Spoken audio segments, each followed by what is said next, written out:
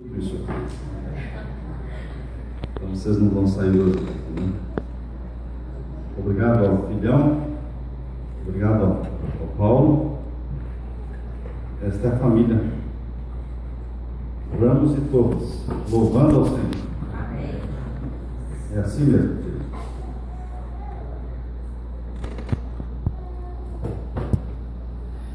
É bom louvar ao Senhor. Nós trouxemos, queridos, para vocês um material que nós preparamos. Eu aprendi desde cedo em minha vida que o que é importante tem que ser escrito. Se você não escreve o que você pensa, o que você pesquisou, o que você acredita, é porque não é importante. Porque o princípio divino é o que é importante, eu mando escrever. Por isso Deus mandou escrever a Bíblia. Por isso Deus escreveu os 10 mandamentos. Se não fosse importante, ele não teria escrito nada. Então eu penso que o que é importante precisa ser escrito. Então nós escrevemos esses comentários do Apocalipse. Esses são os 2 primeiros volumes do Apocalipse, Revelações do Apocalipse. Esse aqui é o volume 3. Esse aqui é o capítulo 17. É um livro só para o capítulo 17. Aqui já tem a atualização, incluindo aqui o Papa Francisco também. Aqui está no livro já esta atualização. Temos também o livro Sétimo Milênio. Este livro é totalmente sobre a volta de Jesus, tudo sobre a volta de Jesus. Sétimo Milênio. Em que milênio estamos vivendo? Qual é o milênio que estamos hoje? Temos também este livro que fala sobre vícios secretos. Essa aqui realmente é uma bomba, porque esse problema de pornografia e de masturbação tem agitado solteiros, casados, homens e mulheres. Existe tanta pessoa viciada, tanta pessoa presa, acorrentadas nesse vício, que você fica alarmado. Não é algo só de rapazes ou solteiros, envolve pessoas já de idade, envolve pastores também. Então este livro nós escrevemos, a minha esposa e eu, atendendo a muitos pedidos dela. Ela dizia: escreva, Samuel, faça esse livro sobre vícios secretos, e ela me ajudou. Então está aqui, todo pai deveria ler, toda mãe, porque os pais são muito inocentes, muito ingênuos. Eles não sabem o que está acontecendo com o filho, não sabem o que se passa dentro do banheiro quando estão tomando banho, portas fechadas. Em casa ninguém tranca a porta para tomar banho. Quando as crianças eram pequenas, deixa a porta aberta.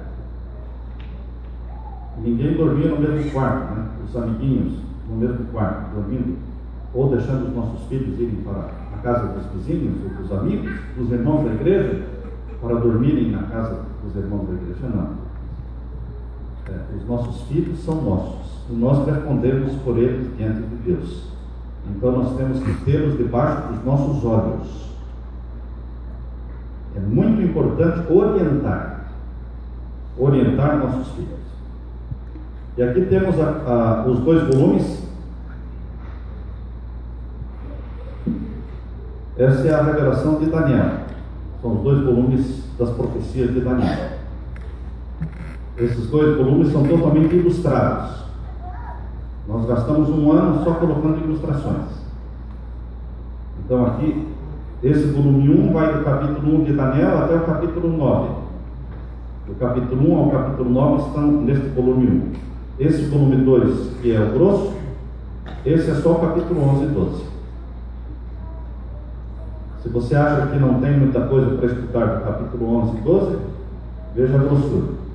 Tem muita coisa. É a maior visão de Daniel. É a menos estudada, menos pregada. Quantos sermões você já ouviu sobre o capítulo 11 de Daniel?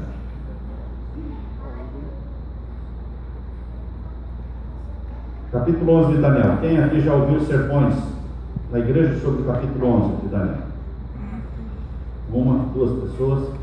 Não se prega, nem se estuda. Nas faculdades de teologia não se estuda Daniel capítulo 11.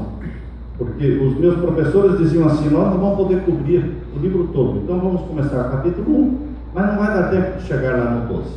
E geralmente não dá tempo mesmo, porque o que não tinha muita explicação ficava. Mas, queridos, é a maior visão de Daniel, e é para o tempo do fim. Então está aqui, Daniel capítulo 1, aliás, volume 1 e volume 2. Aqui nós temos os DVDs, são 5 DVDs aqui dentro, com 9 sermões do Apocalipse. E como bônus, vem uma palestra sobre o Illuminati e os jesuítas. Mas os outros 8 sermões são do Apocalipse. Todos estes materiais estarão à disposição de vocês no final do programa, ali na frente. Vai estar à disposição de todos os que quiserem, hoje à noite e também amanhã durante a parte da manhã. Nós vamos amanhã aqui das 9 até o meio-dia amanhã.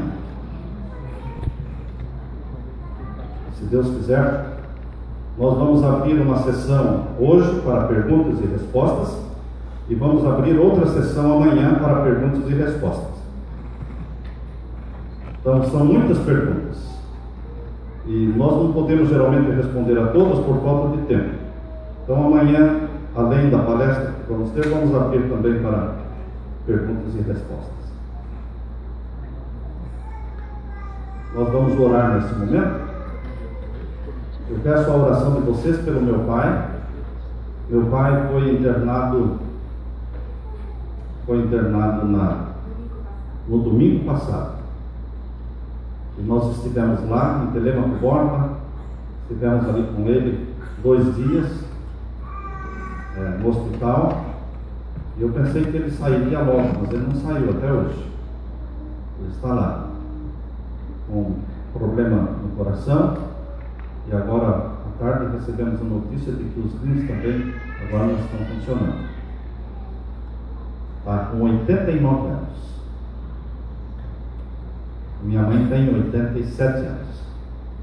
Então, queridos, era para eu estar lá, porque ele está internado e minha irmã está lá sofrendo sozinha, tendo que cuidar da mãe e do pai, mas eu não poderia estar lá nesse final de semana. Então nós estamos orando para que Deus sustente a vida dele, para que a gente possa chegar lá o domingo à noite. Não dá, vamos chegar em Curitiba às 10 da noite amanhã, então vamos ter que ir na segunda-feira lá para Telêmaco Borba. Peço a oração de vocês pelo meu pai. O nome dele é Salviano, o nome da minha mãe Zumira. E peço oração também por uma jovenzinha amiga nossa, Camila. Ela é lá do Texas, mora na cidade de McAllen, onde o meu filho mora. A Camila teve uma hemorragia cerebral. Ela é uma menina de 15 anos, eu penso, não é?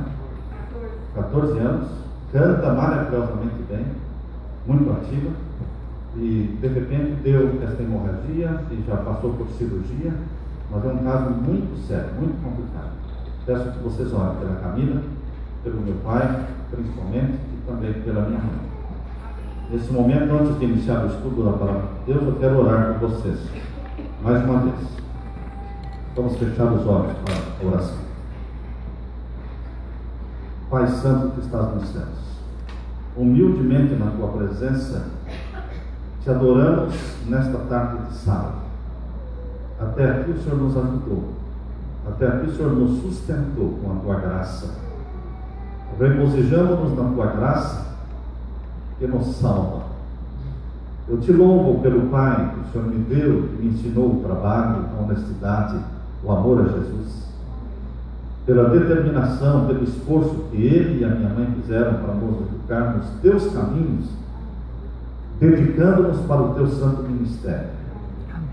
Agora o meu Pai está precisando da tua graça, da presença do teu anjo ao lado da sua cama, para que cuide dele, para que o conforte, para que Jesus seja o médico dele. Tem misericórdia do meu pai, da minha mãe, tem misericórdia da Camila, que é uma jovenzinha que dedica seus talentos para o Senhor. o Espírito Santo se manifesta ali na vida dela, curando-a desta hemorragia, desse problema no cérebro, Pai, que ela possa ser curada e viver para glorificar o Teu nome e para a alegria dos seus pais. Amém. Derrama o Espírito Santo sobre os que estão aqui, Pai. Que cada um encontre o que veio buscar: conforto, esperança, discernimento, cura, saúde, compreensão das profecias, perdão. Que cada um encontre o que veio buscar, se veio buscar o que é espiritual, se veio buscar mais semelhança contigo, mais santidade. Senhor, nos dê a todos a Tua graça bendita, infinita. Derrama sobre nós o Espírito Santo ao abrirmos a Tua palavra agora, e fala no nosso coração, em nome de Jesus. Amém. Amém. Amém. O sermão que nós vamos pregar agora, irmãos, faz parte do livro que nós estamos escrevendo. Estamos escrevendo um livro com o título Princípios. Princípios, hábitos, costumes e tradições. E um dos capítulos deste livro tem como título Revelação Progressiva. Revelação progressiva. Aqueles que não entendem o princípio da revelação progressiva podem rotular a revelação progressiva como heresia. Você não pode aceitar toda a nova luz que surge por aí. E você também não pode rejeitar a revelação progressiva de Deus. Precisa de discernimento para você entender o que é fogo estranho e o que é a revelação progressiva da verdade. Um dos princípios bíblicos mais importantes é o de que Deus não leva em conta os tempos da ignorância. Aleluia por isso. Amém. Deus não leva em conta os tempos da ignorância. Se não fosse assim, todos nós estaríamos perdidos, porque todos nós vivemos em algum tempo da nossa vida em tempos de ignorância. A palavra de Deus diz em Atos capítulo 17, verso 30 e 31. Atos 17, verso 30 e 31. Diz assim: mas Deus, não tendo em conta os tempos da ignorância, anuncia agora a todos os homens e em todo lugar que se arrependam, porquanto tem determinado um dia em que com justiça de julgar o mundo por meio do varão. Deus vai julgar o mundo por meio de Jesus, o varão que destinou, e disso deu certeza a todos, ressuscitando dos mortos. Em outras palavras, Deus nos julga pela luz que nós temos, não pela luz que os outros têm. Você não vai ser julgado pela luz que eu tenho. O nosso querido irmão católico não vai ser julgado pela luz que o adventista tem. O nosso irmão budista não vai ser julgado pela luz que os cristãos têm. Se ele não recebeu a luz, Deus não cobra. Deus não cobra nada que ele não deu antes. É assim que eu acredito e é assim que funciona. Deus primeiro dá para depois cobrar. O padrão de vida, o estilo de vida do povo de Deus nos dias de Moisés, há 3.500 anos atrás, não serve para mim e não serve para você. Por quê? Nós não vivemos no tempo de Moisés. Nós vivemos a poucos passos da volta de Jesus. E não se admite que a última geração na face da terra queira viver como o povo viveu no tempo de Moisés, no Monte Sinai. Naquele tempo comia-se muita carne, bebia-se muito vinho, tinha-se muitas mulheres, muitas esposas, o divórcio corria solto por qualquer motivo. Lembram-se que o divórcio era por qualquer motivo? A pessoa chegava: eu não gostei dela, troca, devolvia. Por isso que Jesus dizia, naquele tempo, lá, os fariseus perguntaram para Jesus, e os próprios discípulos perguntaram: por que Moisés permitiu que a gente desse carta de divórcio por qualquer motivo? Por causa da dureza dos vossos corações. A lei que imperava no tempo de Moisés era o olho por olho e dente por dente. Você quer viver pela lei do olho por olho e dente por dente? Mas essa lei imperava naquele tempo. mas a revelação de Deus é progressiva. O povo de Israel, ao sair da escravidão egípcia, eles vieram da escravidão egípcia cheios de hábitos errados, cultura pagã, por 430 anos no Egito. Deus teve que instruí-los em cada detalhe da vida, da higiene pessoal. Deus teve que dar instruções porque eles não sabiam. Os 10 mandamentos, quando foram escritos em 2 tábuas de pedra pelo dedo de Deus, entregues para Moisés no Monte Sinai, já foi, queridos, um grande avanço na revelação divina, porque eles no Egito não estavam guardando dia nenhum. Eles tinham se esquecido do sábado. Por isso Deus teve que agora ensinar passo a passo. E os 10 mandamentos, eles já foram um grande avanço na revelação de Deus. Um dos importantes princípios da Bíblia, diz o rei Salomão, é a revelação progressiva. Abra sua Bíblia em Provérbios 4:18. Em Provérbios 4:18, Salomão escreveu: mas a vereda dos justos é como a luz da aurora, que vai brilhando mais e mais até ser dia perfeito. A vereda do justo é como a luz da aurora. A luz da aurora não nasce de repente, não nasce em 5 minutos, em 10 minutos, em meia hora. Não é em meia hora que o sol nasce. Assim como o nascer do sol, assim como o amanhecer é lento, gradual, progressivo, e somente ao meio-dia é que o sol chega no máximo, não é? No pico. Assim, queridos, a nossa vida como filhos de Deus também segue o mesmo princípio.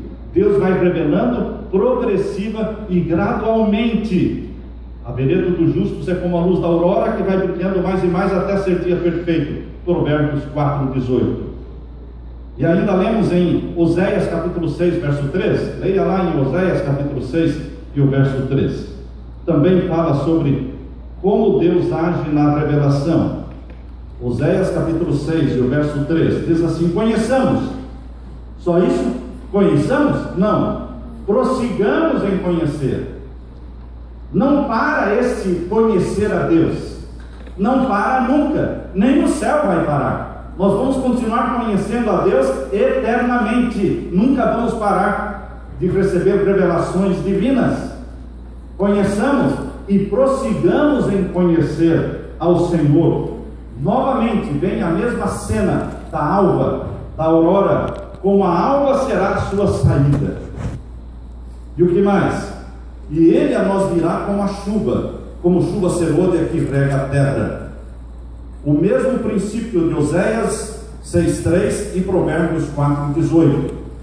Jesus também afirmou o mesmo princípio da revelação progressiva. Deus não acende um farol no seu olho para cegá-lo. Deus acende uma lamparina, aliás, acende uma velinha, bem fraquinho. E depois que os seus olhos se acostumaram com a luz daquela vela, Deus então acende uma lamparina. Depois que os seus olhos se acostumam com a luz da lamparina, Deus acende uma lâmpada maior. E assim vai crescendo, a luz vai aumentando. À medida que você assimila, Deus revela mais. À medida que você assimila, Ele revela mais. Por isso Jesus diz em João capítulo 16, versos 12 e 13. Evangelho de João, capítulo 16, e os versos 12 e 13. Vamos ler juntos, capítulo 16, e os versos 12 e 13. Aqui lemos: ainda tenho muito que vos dizer, mas vós não o podeis suportar agora. Jesus não revelou tudo?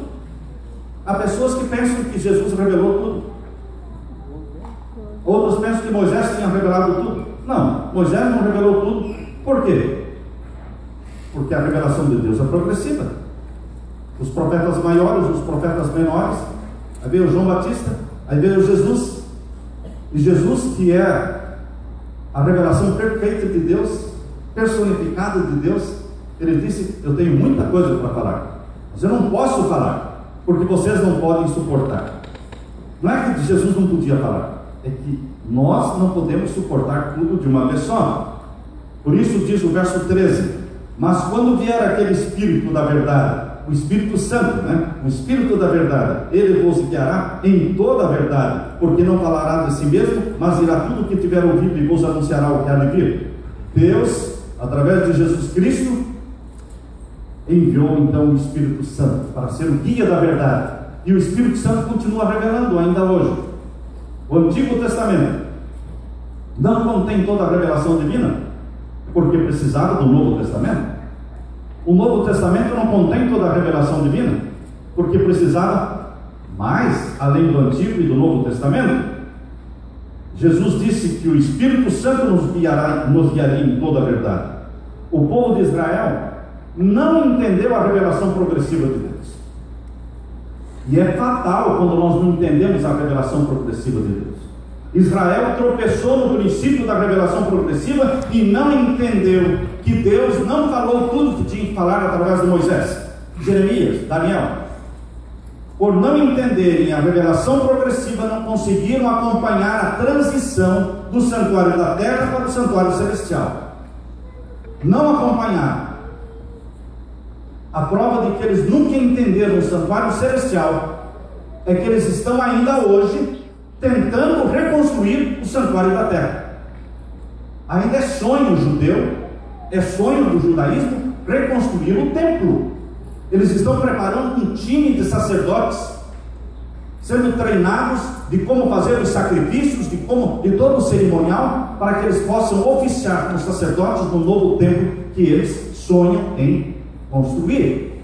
Eles não entenderam a transição do santuário da terra para o santuário do céu.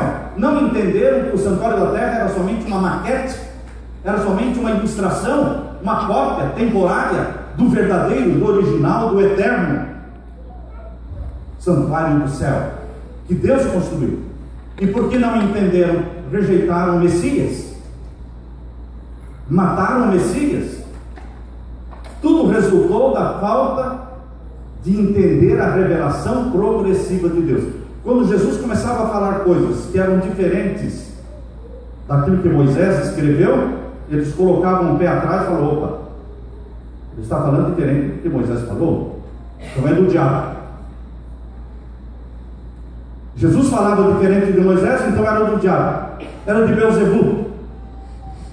Queridos, revelação progressiva é um princípio divino que nunca vai deixar de existir, nem no céu. Deus não parou de revelar.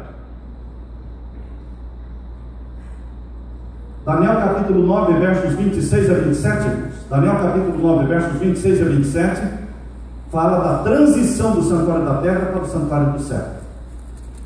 O que os judeus fizeram? Ali estão as 70 semanas, Daniel capítulo 9, ali estão as 70 semanas proféticas, de 490 anos. Então os judeus, eles proibiram todos os membros do judaísmo, qualquer membro da igreja judaica que estudar a profecia das 70 semanas de Daniel capítulo 9, recebe uma maldição que apodreça os seus ossos, que apodreça a sua língua. Enfim, é uma maldição terrível sobre aquele que tentar decifrar as 70 semanas de Daniel capítulo 9. Por quê? Porque além deles não entenderem a transição do santuário da terra para o santuário do céu, eles proíbem aqueles que querem entender e continuam na ignorância. É uma cegueira. Graças a Deus, Paulo, o apóstolo Paulo, ele entendeu, ele viu a transição do santuário da terra para o santuário do céu, e ele escreveu em Hebreus, abra a sua Bíblia em Hebreus capítulo 8, Hebreus capítulo 8, vejam como todos os judeus poderiam ter tido esta compreensão que Paulo teve, mas eles recusaram. Paulo escreveu em Hebreus capítulo 8, ora, verso 1 em diante: ora, a suma do que temos dito é que temos um sumo sacerdote tal que está sentado nos céus, à destra do trono da majestade. O santuário da terra deixou de existir, foi destruído no ano 70. O véu rasgou-se de cima a embaixo quando Cristo morreu na cruz, caducou, deixou de existir. Mas eles estão querendo reconstruir o templo. Queridos, Deus nos dá verdades temporárias. Deus nos dá verdades que passam. São verdades eternas, tem verdades eternas e tem verdades temporárias, que apontam para algo futuro. O santuário da terra continha verdades verdadeiras, eternas, mas era passageiro. Chegaria um tempo em que o santuário da terra deixaria de existir. As leis cerimoniais deixariam de existir. A matança de cordeiros deixaria de existir, porque viria o verdadeiro cordeiro, o verdadeiro santuário. Mas eles recusaram esta revelação progressiva da verdade. O capítulo 8, verso 2 diz: ministro do santuário e do verdadeiro tabernáculo, o qual o Senhor fundou e não o homem. Mas os judeus recusaram o santuário celestial. Esta verdade foi lançada por terra, e a maioria dos cristãos continua recusando o santuário do céu. Lemos ainda em Hebreus capítulo 9, verso 11 e 12. Hebreus capítulo 9, versos 11 e 12. Mas vindo a Cristo, o sumo sacerdote dos bens futuros, por um maior e mais perfeito tabernáculo, não feito por mãos, isto é, não desta criação, nem por sangue de bodes e de bezerros, mas por seu próprio sangue, entrou uma vez no santuário, havendo efetuado uma eterna redenção. Paulo fala sobre a transição do santuário da terra para o santuário do céu, que é eterno, onde Jesus está oficiando. Ele é o sacerdote, ele é o sumo sacerdote, ele é o nosso advogado, ele é o nosso juiz, ele é tudo no santuário do céu. Um outro problema do povo judeu: eles tropeçaram também na revelação progressiva da Trindade, Pai, Filho e Espírito Santo. Eles não entenderam, e porque não entenderam, recusaram. Se assentaram à beira do caminho, e a revelação progressiva continuou, seguiu, e eles ficaram para trás, recusando a revelação de Deus sobre Pai, Filho e Espírito Santo. Eles não conseguiam entender isso. Como Jesus é Deus? Deus é um só.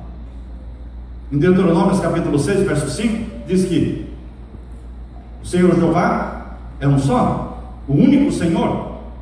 Sim, Deus é único, mas a palavra usada para único é uma palavra hebraica Echad, e a palavra Echad é usada para uma unidade composta, não é unidade absoluta. Quando um não é um, usam Echad. Quando um é unidade composta, usam Echad. Por isso, em Gênesis capítulo 1, quando fala do homem que deveria deixar seu pai e sua mãe e se unir à sua mulher, e se tornariam ambos uma só carne. Esse uma só carne é a mesma palavra de Deuteronômio capítulo 6, verso 5, onde fala um só Senhor. Homem e mulher é uma só carne, mas são duas pessoas. Unidade composta. Um só Senhor. Unidade composta. Echad. Esta é a palavra. Mas o povo de Israel não entendeu, por isso rejeitou Jesus como Deus. Você pode pensar: bom, não é tão importante entender a revelação progressiva? Não é tão importante? Isso pode lhe custar a vida. Não entender a revelação progressiva pode lhe custar a vida eterna, porque você vai rejeitar a revelação progressiva de Deus como sendo heresia, quando simplesmente é a revelação progressiva da verdade divina. Deus não revela tudo de uma só vez. Queridos, será que Deus revelou tudo através de Moisés? Ou através do Antigo Testamento? Ou através do Novo Testamento? A história se repete em nossos dias. O mesmo pode estar acontecendo hoje com o povo de Deus hoje, ao rejeitar a revelação progressiva. Eu percebo que muitos rotulam a revelação progressiva como heresia. É heresia ou é a revelação progressiva? Temos que analisar, né, pastor? Então analise, pegue a Bíblia, estude, ore, jejue, mas não vai rejeitando tudo como sendo heresia, porque pode ser revelação progressiva. E se nós rejeitamos a revelação progressiva, Deus nos cobra pela luz que nós rejeitamos. Vamos ser julgados pela luz que rejeitamos. Não é o fato de você não ter entendido, você não entendeu, Deus não vai cobrar. Não, você não entendeu porque não quis estudar a revelação progressiva de Deus. Deus cobra como se você tivesse entendido. Deus cobra de acordo com a luz que você tem, ou de acordo com a luz que você poderia ter, mas não quis ter. Há pessoas que não querem ler para não ter compromisso, não querem ler a Bíblia, não querem ler os livros do Espírito de Profecia, porque dizem, não quero o quê? Compromisso, é melhor eu não saber. Mas no registro celestial aparece como se você tivesse lido. Ah, mas eu não li. Não leu porque não quis. Mas eu registrei aqui no livro do céu como se você tivesse lido. Você vai ser julgado pela luz daquilo que foi revelado, e você não quis estudar. É diferente daqueles que querem estudar, mas não podem, não conseguem, não têm os livros. É diferente quando você não sabe porque ninguém lhe explicou, não sabe porque ninguém colocou a Bíblia na sua mão, ninguém disponibilizou os livros do Espírito de Profecia para você, então você não sabe, porque não tinha como saber. Deus não pode cobrar, porque Deus é justo. A revelação progressiva não parou no Antigo e no Novo Testamento, e não parou com Pedro Valdo. Pedro Valdo é o líder daqueles que são chamados de valdenses. Só que Pedro Valdo é do século XII, mas os valdenses traçam a sua linhagem desde o segundo século depois de Cristo. Eles traçam a linhagem deles desde o segundo século depois de Cristo.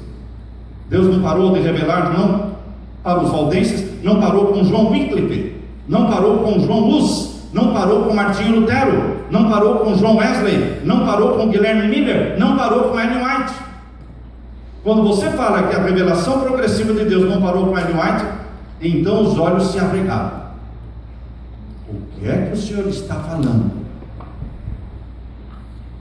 O senhor está querendo falar que depois de Ellen White teria mais revelações? Ellen White não foi melhor do que Moisés, irmãos? Por que depois de Moisés tinha mais revelações? A revelação de Deus não parou nunca, e não vai parar nunca. Há pessoas que dizem assim, o que Ellen White falou está falado, o que ela não falou, ninguém pode falar. Quando você está estudando as profecias, as pessoas, Ellen White fala isso? Não. Então, não aceito. Você por acaso viveu no tempo de Ellen White? Quem é que viveu no tempo de Ellen White? Ninguém, não é? Então você não vai ser julgado pela luz que existia só naquele tempo. Você vai ser julgado pela luz que existia naquele tempo, mais a luz acumulada ao longo desses 150, 160 anos. Porque Deus não parou de revelar.